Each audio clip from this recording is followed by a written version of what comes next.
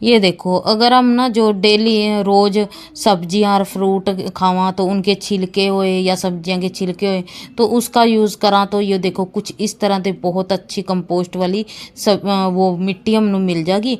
और उसी में आप देखो बहुत सारी सब्जियां भी लगा सका। और इसका रिजल्ट आप देख रहे होंगे कि देखो सारी मैंने किचन वेस्ट में लगाई हुई हैं, चाहे फिर केले का छिलका हो या फिर किसी चीज़ का भी। तो ये देखो सब्जियां बहुत अच्छी खासी ग्रो हो जाए इनमें, तो अच्छे से इसका यूज़ करना आना चाहिए।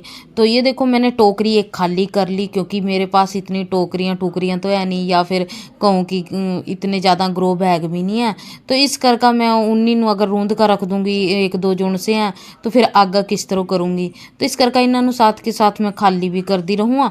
और आज मैंने एक पोचे वाली बाल्टी ले ली हो, तो बाल्टी में देखो नीचा तो होल कर लिए मैंने। तो आज मैं इसमें लगाऊंगी कुछ सब्जियां, तो किस तरह लगाऊंगी वो शेयर करूंगी। और अगर ना हम जिस तरह रोज डेली किचन में बना रहे कुछ और हर रोज कुछ ना कुछ निकला, तो आप लगा लो कि नहीं ज़्यादा कुछ और चलो दाल बनाई, प्याज का छिलका तो निकला और दाल का पानी होया।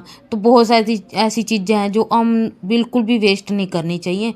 तो उन्हीं का आज मैं यूज़ करना बताऊंगी आपनों। तो ये देखो कुछ मेरे पास फल पड़े थे। सबसे पहले तो मैंने इसमें पहली नीचा गत्ता गत्ता पह लिया। उसके बाद मेरे पास ये फ्रूट के छिलके थे, केले के छिलके थे, तो ये पह लिए। और इसके बाद मेरे पास कुछ सब्जियां के छिलके हैं, वो भी मैं इसमें पह लूँगी। छिलके क्या यो आलू के तो छिलके हैं, लेकिन हाँ कद्दू का जो अंदर का हुआ ना जाली सी, वो वाली है देखो। तो इसनों भी अपन ने वेस्ट नहीं करना, बिल्कुल इधर उधर नहीं फेंकना। तो मैं तो खैर डस्टबिन आजकल ना किचन में तो कुछ भी नहीं निकलता, सिर्फ मिट्टी। आप लगा लो कि पक्के घर में कितनी मिट्टी मुट्टी भी होंगी होगी। और मेरा लालची यहाँ इस हद तक है कि मैं ना अगर ठीक ठाक सी मिट्टी हो ना वो भी इकट्ठी करके ना एक साइड में रख लूँगा, कि फिर उसमें खाद खुद मिक्स करके अपना मिट्टी बढ़िया बन जाएगी। तो उसका भी यूज़ कर लूँगा। और दूसरा ये देखो सब्जियां का यूज़ हो गया। और चाहे तो अपन डेली भी इस तरह कर सका, एक ऐसा लगा ले मैंने ना जो टोकरी खाली करी ना, तो उसी वास्ते यूज़ करूँगी। और ये छिलका पाने के बाद मैं इसमें पाऊँगी चाय की पत्ती। तो ये देखो सब्जियां के बाद पाने अपन ने, ये नहीं है कि पहला सब्जियां पै दी फिर सूखा फिर गिल्ला। थोड़ा सा छोटी छोटी सी बातों का ध्यान रखना अपन को कंपोस्ट बनाते कि इसमें थोड़ी सी ध्यान ते ये परत लगानी है, पहले सूखे की फिर गिल्ले की और फिर थोड़ी सूखे की फिर गिल्ले की। इस तरह ना तो कीड़े बना पड़ेंगे ना बदबू आवेगी, बहुत अच्छी कंपोस्ट तैयार होगी। जो हमारी आने वाली सब्जियां भी मतलब आने वाली सब्जियां भी लगावांगे अपन उनमें, और ईब होने वाली सब्जियां भी लगावांगे। तो ये देखो छिलकियाँ का थोड़े छोटे चाहे पीस कर लो।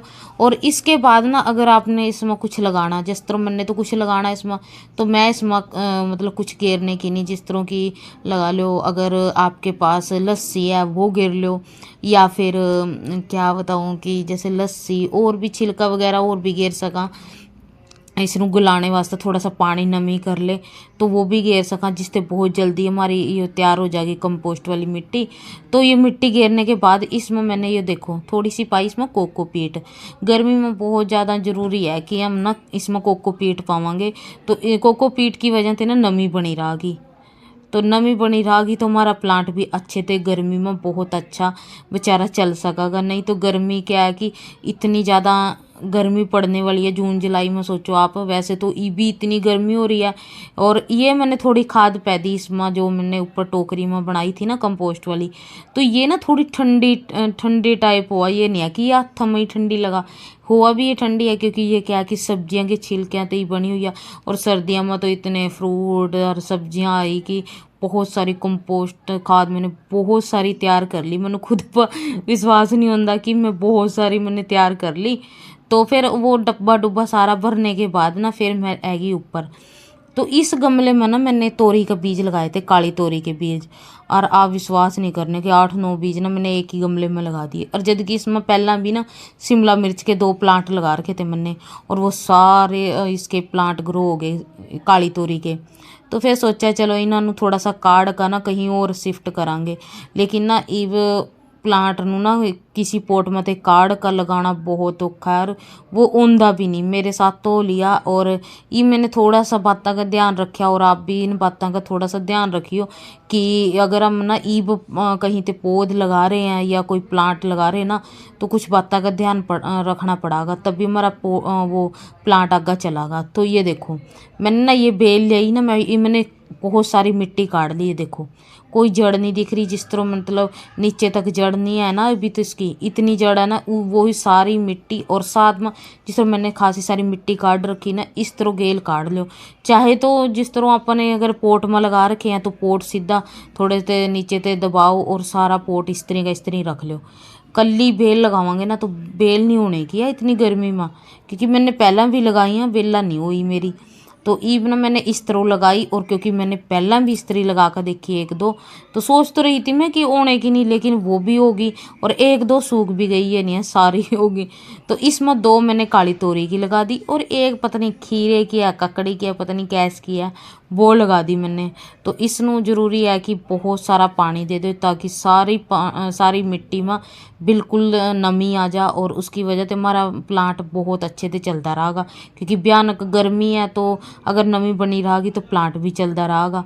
तो एक बार तो बिल्कुल जो पहली बार हम लगा रहे हैं ना इसमें, तो इसमें ना एन गिल्ली कर लेंगे हम मिट्टी नू। तो ये देखो हो गया हमारे प्लांट तैयार। तो देखेंगे उसके बाद 2